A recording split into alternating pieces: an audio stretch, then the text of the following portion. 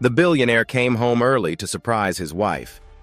But as Clinton Whitfield approached the living room, a hand shot out from the darkness and gripped his wrist. Grace, the black maid who had served his household for 8 years, pressed a trembling finger to her lips. "Don't talk," she whispered. Through the gap in the door, Clinton saw his wife surrounded by strangers, stacks of cash syringes, and heard her cold voice discussing tonight. His phone buzzed. His wife's name lit up the screen, and Clinton realized if he made a single sound, he might never leave this house alive. 2 days. Clinton Whitfield had finished the Chicago deal 2 full days ahead of schedule. As his private jet touched down at the local airstrip, he had already decided not to call Victoria. After 3 years of marriage, he wanted to see that genuine spark of surprise in her eyes when he walked through the door unannounced. The drive home took 40 minutes through winding mountain roads. The Whitfield estate sat perched above the valley, a sprawling mansion that Clinton had built from the ground up after his real estate empire crossed the billion-dollar threshold. He had designed every corner of this house with his first wife, Ulani.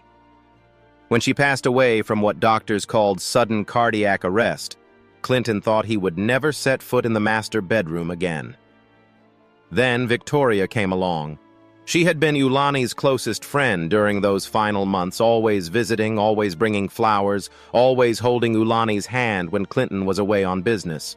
After the funeral, Victoria had stayed close, helping Clinton navigate his grief with patience and grace. 1 year later, they were married.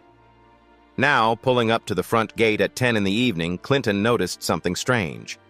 The 2 guards standing at the entrance were unfamiliar faces. Where was Derek, his head of security, who had been with him for over a decade? Clinton lowered his window. "Where's Derek tonight?" The taller guard stepped forward with a practiced smile. "Mr. Thompson is on personal leave, sir. Family emergency. Mrs. Whitfield approved our temporary assignment." Something about the explanation felt rehearsed, but Clinton dismissed the thought. Victoria was always thorough about household matters.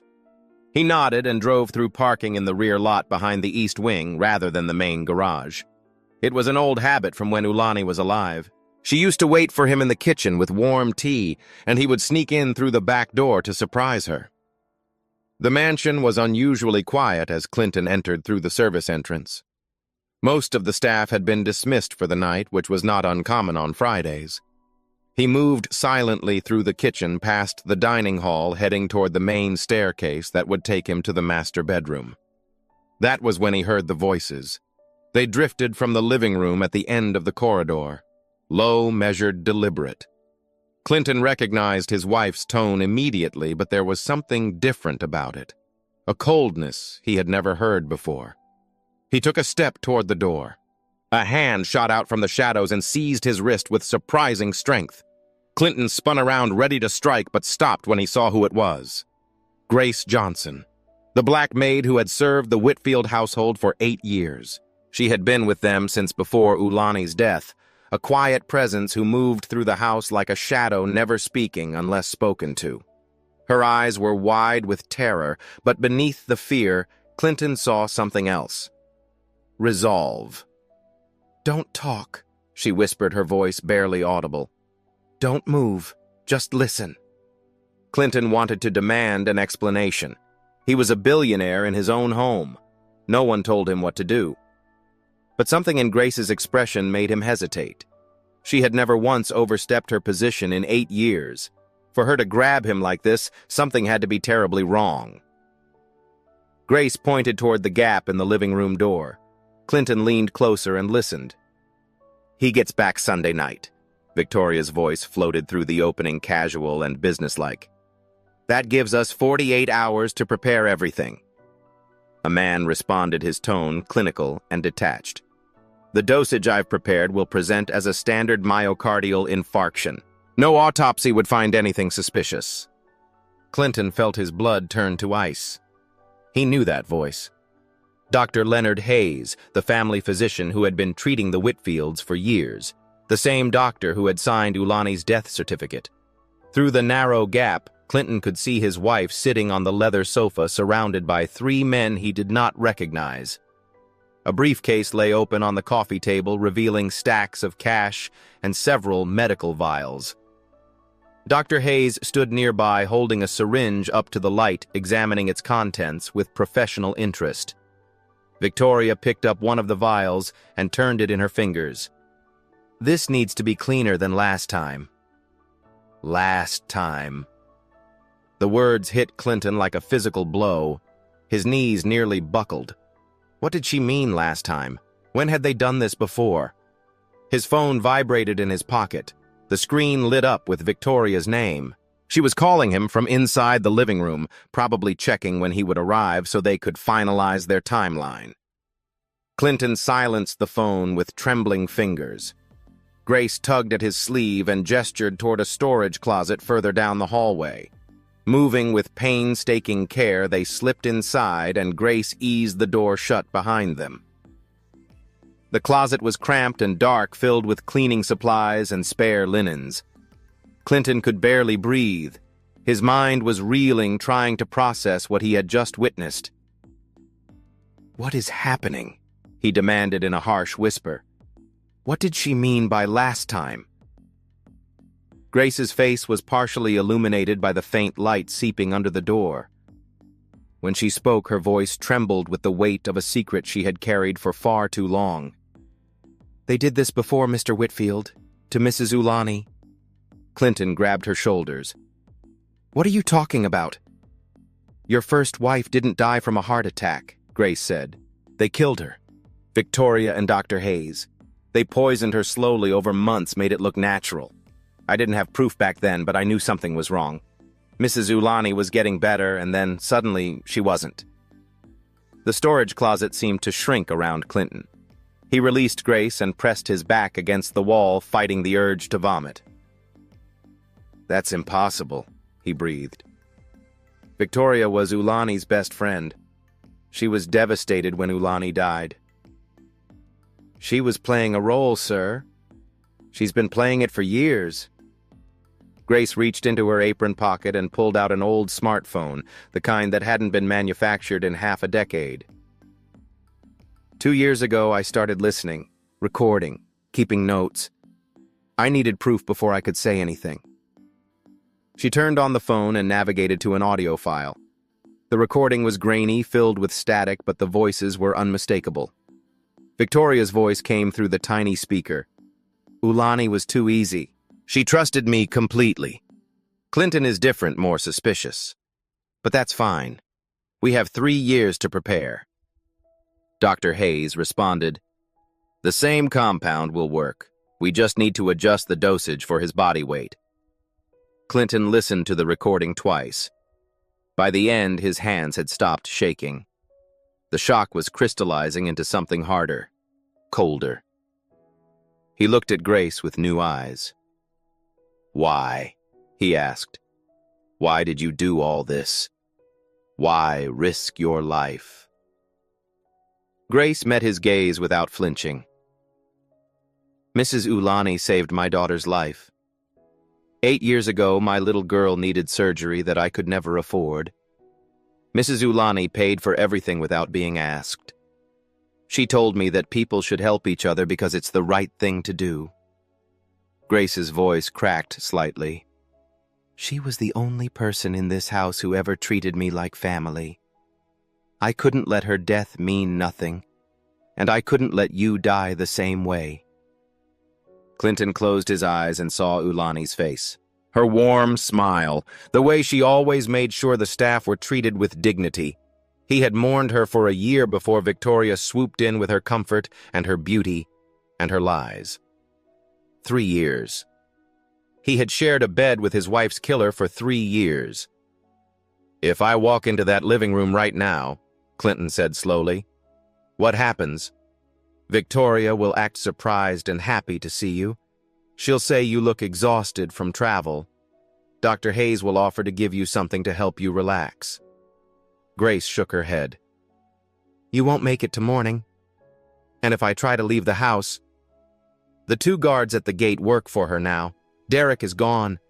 The security system codes were changed last week. Victoria controls everything. Grace held up the phone.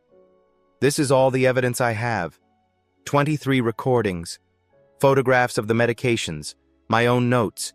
If we can get this to someone who can help, we can stop them." Clinton stared at the phone in her hand. His entire empire, his billions of dollars, his army of lawyers and accountants and security personnel meant nothing inside these walls. Victoria had spent 3 years hollowing out his defenses from within, and he had been too blind to see it. "Derek checks his phone every morning at 6, Grace continued. "It's a habit. If we can survive until then, we can send him everything. He's loyal to you, Mr. Whitfield. I know he is." Clinton checked his watch. It was just past 10:30. They had more than 7 hours until 6 in the morning. 7 hours of hiding in his own home from a woman who had murdered his first wife and was now planning to murder him. He thought about storming into the living room and confronting Victoria, demanding answers, using his physical strength to overpower Hayes and the others. But even as the fantasy played out in his mind, he knew it was suicide. Victoria had planned every detail. She would simply claim he had suffered a mental breakdown, and Hayes would sedate him before he could prove otherwise. No, he had to be smarter than that. "Where can we hide?" Clinton asked. Before Grace could answer, they heard footsteps in the corridor outside. Someone was walking past the storage closet, moving toward the living room. They held their breath until the footsteps faded. Grace whispered, "There's a space in the laundry room behind the industrial dryers. I've hidden things there for years. No one ever checks it." Clinton nodded. For the first time in his life, he was putting his survival in the hands of a woman he had barely noticed for 8 years. The maid who moved through his house like a ghost. The only person in this mansion who actually wanted him to live. "Lead the way," he said. They moved through the darkened corridors like ghosts.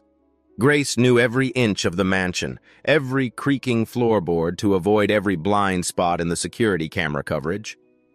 Clinton followed close behind, his expensive Italian shoes, making too much noise against the marble floors. The laundry room was located in the basement level, accessible through a narrow staircase near the kitchen. Grace led him down the steps past rows of industrial washing machines and dryers to a corner hidden behind a massive water heater. A small gap existed between the machinery and the wall, just wide enough for 2 people to squeeze through. "I've been hiding things here for 2 years, Grace whispered as they settled into the cramped space. "The cameras don't cover this area. Victoria thinks it's just storage." Clinton leaned against the concrete wall, his mind still struggling to accept the reality of his situation. 12 hours ago, he had been closing a $200 million deal in Chicago. Now he was hiding in his own basement, hunted by his own wife. "Show me everything," he said. Grace pulled out the old smartphone and began navigating through folders. She had organized the evidence, meticulously dating each file and adding notes about context. Clinton watched as she opened photograph after photograph. Medical vials with labels he didn't recognize. Prescription pads signed by Dr. Hayes for medications that were never disclosed to Clinton. A calendar with dates circled in red corresponding to times when Ulani's health had suddenly declined. "I started noticing things right after Mrs. Ulani's funeral," Grace explained quietly. "Victoria moved into the house so quickly. She knew exactly where everything was, like she had been studying the layout for months. And Dr. Hayes started coming around more often, always when you were away on business." And Clinton scrolled through the audio files. There were 23 recordings in total, spanning 2 years of secret conversations. He selected one from 6 months ago and pressed play. Victoria's voice filled the small space, tinny but clear. "The will is already in my favor. 70% of everything goes to me if he dies. Leonard, we just need to be patient." Dr. Hayes responded, "The compound I'm developing is untraceable. It mimics natural heart failure perfectly. We can administer it gradually through his vitamin supplements, just like we did with Ulani." Clinton stopped the recording. His hands were shaking again, but not from fear this time. A cold rage was building in his chest, the kind of anger that made men do reckless things. He forced himself to breathe slowly, to think clearly. "How did you record all of this without getting caught?" he asked. Grace pointed to the ceiling of the laundry room. There's a vent that connects to the study on the first floor. Sound travels straight down. Victoria and Dr. Hayes always had their private conversations in the study because they thought it was the most secure room in the house. They never imagined anyone would be listening from below. The irony was not lost on Clinton. His wife had taken over his home, his security, his entire life. But she had overlooked the one person who moved through the house unnoticed. The invisible maid who washed their clothes and cleaned their floors and heard everything. "Why didn't you go to the police?" Clinton asked. "Why wait until now?"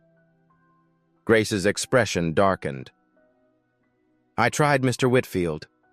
A year ago, I gathered my courage and went to the station. I told them everything, showed them some of the recordings."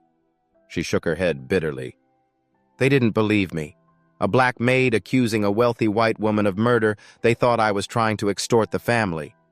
One of the officers even called Victoria to report what I had said." Clinton felt sick. "What happened?" "Victoria confronted me that night. She didn't yell. She didn't threaten. She just smiled and told me that if I ever tried something like that again, she would make sure my daughter's medical records showed a history of drug abuse. She said no hospital would ever treat her again." Grace's voice hardened. "My daughter is only 16, Mr. Whitfield. She's never touched drugs in her life, but I knew Victoria could make those records appear. She has Dr. Hayes in her pocket. She has connections everywhere." So Grace had been trapped just like Clinton was trapped now, forced to watch in silence as Victoria prepared to claim another victim. Clinton checked his phone. It was nearly 11:30. Still more than 6 hours until Derek might check his messages. The battery indicator showed 18% remaining, enough to send a few messages, but not enough for a long call. "We need to conserve this," he muttered, dimming the screen. That was when they heard the commotion upstairs. Footsteps, multiple pairs moving quickly across the floor above them. Then Victoria's voice, sharp and commanding, cutting through the muffled sounds. "His car is in the back lot. He's here. Find him." Clinton and Grace exchanged a look of pure dread. Someone had discovered his vehicle parked behind the east wing. The element of surprise was gone. The footsteps spread out, some heading toward the upper floors, others moving toward the kitchen. Clinton pressed himself deeper into the shadows behind the water heater, hardly daring to breathe. "They'll search the basement eventually," Grace whispered. "How long do we have?" 10 minutes, maybe 15. This house has 60 rooms. It will take them time to check everywhere." Clinton's mind raced through options. He could try to slip out through one of the service exits, but the guards at the gate would stop him. He could attempt to overpower whoever came down to the basement, but there were at least 5 people in the house working with Victoria. He could call the police, but after what Grace had told him, he wasn't sure they would believe him either. His phone buzzed. Victoria's name appeared on the screen again. This time, instead of ignoring the call, Clinton answered. He needed to buy time to understand what she knew. "Clinton, darling." Victoria's voice was honey-sweet, dripping with false concern. "Where are you?" "The guards told me you arrived an hour ago, but I can't find you anywhere. I'm getting worried." Clinton kept his voice steady. "I came in through the back. I wasn't feeling well, so I went to lie down in one of the guest rooms." "Which guest room, sweetheart? I'll come check on you." "The one in the east wing, 3rd floor." A brief silence on the other end. Clinton knew Victoria was signaling to her people, directing them toward the east wing, while she continued the charade. "Stay right there," she said warmly. "I'll bring you some tea. Dr. Hayes is here tonight, actually. He can take a look at you if you're not feeling well." "That won't be necessary." "Nonsense. You sound exhausted. Just wait for me, okay?" The line went dead. Clinton turned to Grace. "We have maybe 5 minutes before they realize I'm not in the east wing. Is there another way out of this basement?" Grace shook her head. "Only the stairs we came down. But there's a storage room at the far end with a heavy door. If we can get there and lock ourselves in, we might be able to hold them off until morning." It was a desperate plan, but it was the only one they had. Clinton nodded and they began moving through the darkness toward the far end of the basement. They almost made it. Grace was 3 steps ahead of Clinton when the basement lights blazed on. One of Victoria's guards stood at the bottom of the staircase blocking their escape route. He was young, muscular, and armed with a handgun. "Found them!" he called up the stairs. Clinton grabbed Grace's arm and pulled her toward the storage room, but a second guard appeared from behind a row of shelving units cutting off their path. Within seconds, they were surrounded. Victoria descended the stairs slowly, her high heels clicking against each step. She was dressed in a cream-colored silk robe, her hair perfectly styled, her makeup flawless even at nearly midnight. She looked like a woman hosting a dinner party, not orchestrating a murder. "Clinton," she said, her voice dripping with theatrical concern. "What on earth are you doing down here and with Grace of all people?" Dr. Hayes appeared behind her carrying a small medical bag. His expression was clinical detached, as though he were about to perform a routine examination rather than end a man's life. Clinton stepped in front of Grace. "I know what you did. I know about Ulani. I heard everything you said upstairs." For a fraction of a second, something flickered in Victoria's eyes.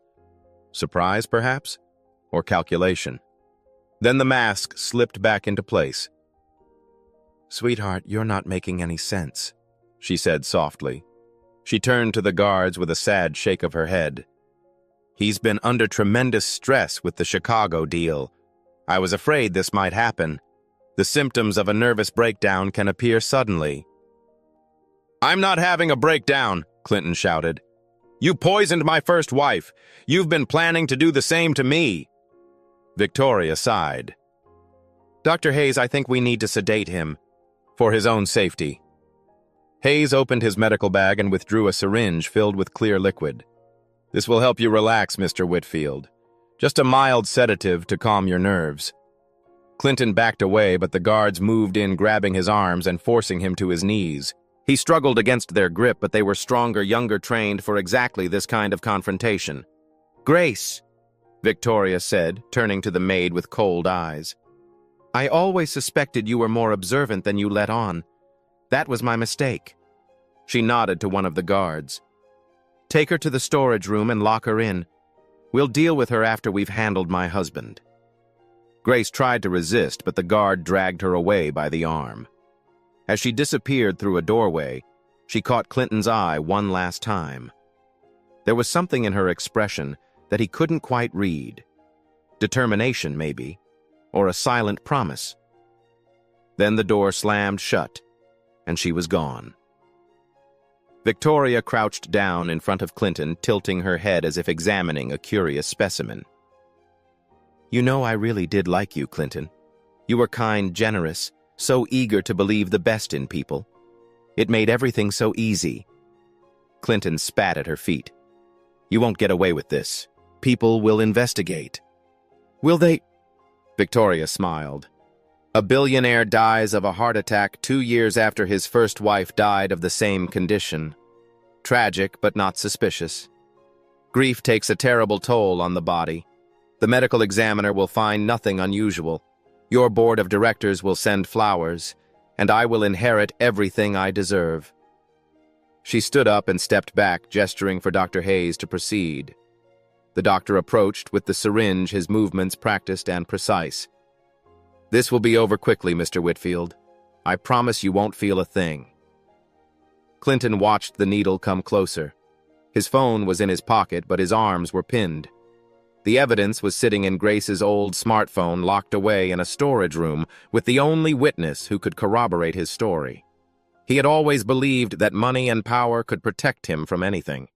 He had been so certain that his fortress was impregnable, his position unassailable. But in the end, he was just a man on his knees waiting for the needle that would stop his heart. Hayes grabbed Clinton's arm and positioned the syringe against a vein. In the storage room at the far end of the basement, Grace pressed her back against the locked door and reached into her apron pocket. The old smartphone was still there. The guards had been too focused on Clinton to search her properly. She pulled out the phone and stared at the screen. 17% battery. Enough for one message. Her fingers trembled as she typed out a text to Derek Thompson, the head of security who had been sent away on a fabricated family emergency. She attached the most damning audio file and pressed send. The message status changed to delivered. Now all she could do was pray that Derek would see it in time. The needle was an inch from Clinton's skin when Victoria raised her hand. "Wait," she said. Dr. Hayes looked up irritated. "We should do this quickly. The longer we wait, the more complications could arise." Victoria walked slowly around Clinton, studying him with the detached curiosity of a collector examining a flawed acquisition. "I've waited 3 years for this moment, Leonard. I want to savor it." She crouched down until her face was level with his. "Do you know what the hardest part was, Clinton? Not the planning, not the waiting. It was pretending to love you." Her lips curled into a smile that held no warmth. "Every morning waking up next to you, every night listening to you talk about Ulani like she was some kind of saint. It was exhausting." Clinton stared at the woman he had married and saw nothing but a stranger. Every memory they had shared together now felt contaminated, poisoned by the truth of what she was. "Ulani trusted you," he said quietly. "She thought you were her friend." Victoria laughed. "Ulani was weak. She had everything and did nothing with it. All that money, all that influence, and she spent her days doing charity work and baking cookies for the staff." She glanced toward the storage room where Grace was locked away. "She even paid for her maid's daughter to have surgery. Can you imagine wasting $50,000 on a servant's child?" The contempt in her voice made Clinton's blood boil, but he forced himself to stay calm.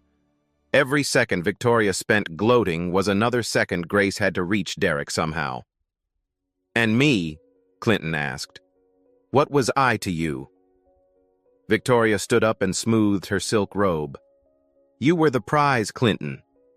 The $1 billion prize. Ulani was just the obstacle I had to remove to claim it." She nodded to Hayes. "Now do it. I'm tired of looking at him." 30 miles away, Derek Thompson sat on the edge of his bed staring at his phone.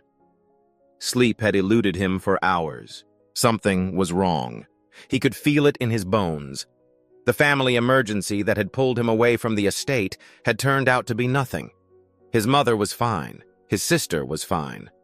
When he had arrived at their home, they had been confused by his sudden appearance, insisting they had never called for help. Someone had lied to get him away from the mansion. Derek had tried calling Clinton directly, but the phone went straight to voicemail. He had tried the main house line, but no one answered. He had even called the gate security, but the voice on the other end was unfamiliar, claiming everything was normal. Nothing about this was normal. At 17 minutes past 1 in the morning, Derek's phone buzzed with an incoming message. The sender was a number he didn't recognize, but something made him open it anyway. The text was brief. "Mr. Clinton is being harmed. Mrs. Victoria killed Mrs. Ulani. Evidence in this phone. Please help." Attached was an audio file. Derek pressed play and listened to Victoria's voice discussing untraceable compounds and natural heart failure. He listened to Dr. Hayes explaining the dosage adjustments. He listened to them laughing about how easy Ulani had been to deceive. By the time the recording ended, Derek was already pulling on his shoes and reaching for his service weapon. He dialed 911 while sprinting to his car. Back in the basement, Hayes pushed the needle against Clinton's vein. The cold steel broke the surface of his skin, and Clinton felt the pressure of the syringe beginning to depress. "This is it," he thought. "This is how I die." Then the security alarm screamed to life. Red lights flashed throughout the basement as the mansion's perimeter breach system activated. Someone had forced their way through the main gate. Victoria's head snapped toward the staircase. "What is that? Who's at the gate?" One of the guards pulled out his radio. "Control, what's happening up there?" Static crackled, followed by panicked shouting. "Multiple vehicles approaching. Looks like police. They're coming in fast." Victoria's composure shattered. "That's impossible. How would they know?" Clinton felt the needle withdraw from his arm as Hayes stumbled backward in confusion. The guards released their grip on him, torn between restraining their captive and responding to the new threat. It was all the opening Clinton needed. He drove his elbow into the stomach of the guard on his left, then swung his fist into the jaw of the guard on his right. Both men staggered, and Clinton scrambled to his feet, putting distance between himself and his captors. "Stop him!" Victoria screamed. But it was too late. The basement door burst open, and Derek Thompson descended the stairs with 4 police officers behind him, weapons drawn. "Nobody move!" Derek shouted. "Put your hands where I can see them!" Victoria's guards reached for their guns. The first shot was fired by the guard Clinton had elbowed, his bullet going wide and striking the concrete wall. Derek returned fire with deadly precision, hitting the man in the shoulder and sending him crashing to the ground. The second guard raised his weapon, but 2 officers tackled him before he could pull the trigger. In the chaos, Dr. Hayes made a break for the storage room at the far end of the basement. Clinton saw him reaching into his medical bag, pulling out a lighter and a handful of papers. "He's trying to destroy evidence," Clinton shouted. One of the officers intercepted Hayes before he could set the documents ablaze. The lighter clattered to the floor, and Hayes was thrown against the wall, his hands wrenched behind his back. Victoria tried to slip away during the confusion, moving toward the narrow staircase that led to the kitchen above. Derek stepped into her path, blocking her escape. "Going somewhere, Mrs. Whitfield." Victoria's eyes darted around the basement, searching for any way out. When she found none, her expression shifted. The mask of the grieving wife, the concerned partner, the loving spouse, fell away entirely. What remained was cold, calculating fury. "You have no idea what you've done," she hissed at Derek. "I will destroy you. I will destroy everyone in this room." Derek didn't flinch. "Ma'am, you're under arrest for the murder of Ulani Whitfield and the attempted murder of Clinton Whitfield. You have the right to remain silent." As the officer finished reading Victoria her rights, Clinton ran to the storage room and pounded on the door. "Grace, Grace, are you in there?" "I'm here," came the muffled response. "The door is locked from the outside." Clinton found the bolt and threw it open. Grace stumbled out, clutching the old smartphone that had saved both their lives. When she saw the police officers and the handcuffed figures of Victoria and Dr. Hayes, her knees buckled with relief. Clinton caught her before she could fall. "You did it," he said. "Your message reached Derek in time." Grace looked up at him with tears streaming down her face. "I wasn't sure it would work. I just kept praying." Across the basement, Victoria was being led toward the stairs in handcuffs. She caught Clinton's eye and held his gaze with venomous intensity. "You think this is over," she said. "You think you've won something. Ulani was dying anyway. I just accelerated the process.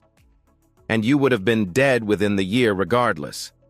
The only difference is that now I won't get to spend your money." Clinton walked toward her slowly. The guards tensed, but he raised his hand to show he meant no harm. He stopped 3 feet away from the woman he had once believed he loved. "Ulani wasn't dying," he said quietly. "She was getting better before you and Hayes started poisoning her. I remember now. The doctors were optimistic. She was talking about traveling, about all the things we would do together." His voice cracked slightly. "You took everything from her. You took everything from me. And for what money you never earned, a life you didn't build." Victoria's smile was thin and cruel. "Money is the only thing that matters, Clinton. Everything else is just decoration." The officers pulled her up the stairs, and Clinton watched her go. He felt no satisfaction in her arrest, no sense of justice fulfilled, only a hollow ache where his heart used to be. The days that followed passed in a blur of police interviews, legal proceedings, and media attention. The story of the billionaire's murderous wife dominated headlines across the country. Victoria and Dr. Hayes were both charged with first-degree murder for Ulani's death and attempted murder for the plot against Clinton. The evidence Grace had collected over 2 years was more than enough to ensure they would never see freedom again. During the trial, Victoria finally dropped all pretense of innocence. She testified with chilling detachment about how she had befriended Ulani specifically to get close to Clinton, how she had seduced Dr. Hayes to gain access to the medical knowledge she needed, how she had spent months slowly poisoning Ulani with compounds that mimicked natural heart disease. "I did what I had to do," she said from the witness stand. "Ulani was in my way. Clinton was a means to an end. I don't expect any of you to understand." The jury deliberated for less than 3 hours before returning a guilty verdict. Victoria received life in prison without the possibility of parole.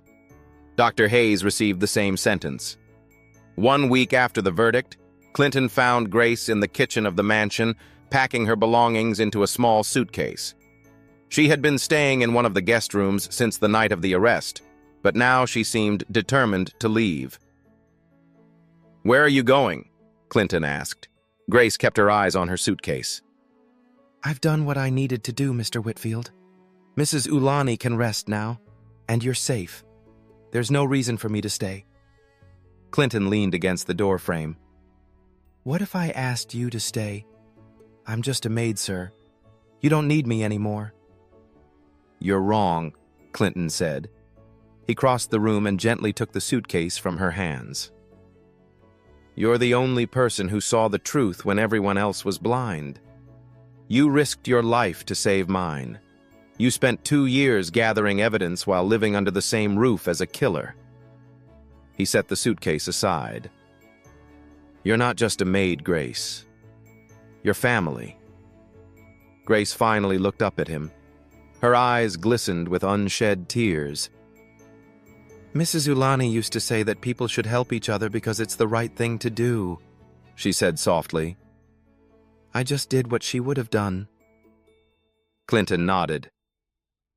"Then stay. Not as a maid. As the head of this household. As someone I trust completely." Grace was silent for a long moment. Then slowly she nodded. That night, Clinton stood alone in the master bedroom holding a photograph of Ulani. It had been taken on their 5th anniversary, her smile radiant, her eyes full of the warmth that had first drawn him to her. He had spent 3 years grieving her death, never knowing that her killer slept beside him every night. He had surrounded himself with security systems and bodyguards, never realizing that the greatest threat was already inside his walls. In the end, the person who saved him was not his wealth, not his power, not his carefully constructed fortress of money and influence. It was a quiet woman who moved through his house like a shadow, who remembered a kindness shown to her daughter, who whispered 2 words in the darkness that changed everything. "Don't talk." Clinton placed the photograph back on the nightstand and walked to the window. The estate stretched out before him, lit by the soft glow of the moon. Somewhere in the east wing, Grace was settling into her new quarters, no longer a servant, but a guardian. He thought about Ulani's words, the ones Grace had repeated to him in the basement. People should help each other, because it's the right thing to do. For the first time since this nightmare began, Clinton allowed himself to believe that maybe, just maybe, he could learn to live again.